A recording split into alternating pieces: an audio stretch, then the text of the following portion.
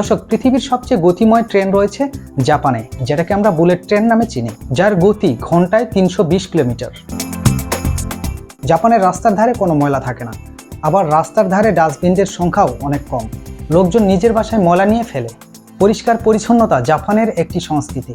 জাপানে বিড়ালের দ্বীপ আছে এবং সেখানে মানুষের সংখ্যা বিড়ালের থেকেও কম। পৃথিবীর ইতিহাসে এটাই হয়তো সবচেয়ে বেশি অবাক করার ঘটনা। জাপানের আধুনিক টয়লেটগুলো হিটেড হয়, যেখানে বোতাম চেপে জলধারা নিয়ন্ত্রণ, শব্দ তৈরি করা যায় এবং সেই সাথে সুগন্ধও বের করা যায়। আর দর্শক, জাপানে অনেক রেস্টুরেন্টে মানুষ দাঁড়িয়ে খায় এবং অফিসে ঘুমানোর জন্য একটা ডেস্ক থাকে। জাপান পৃথিবীর সবচেয়ে বড় সিফুড ভোক্তা, যেখানে সুশি, সাশিমি এবং আরও অনেক খাবারের জন্য প্রতিদিন হাজার হাজার টন মাছ ধরা হয়। জাপানের রোবোটিক্স এত উন্নত, যেখানে হোটেল চালায় রোবট।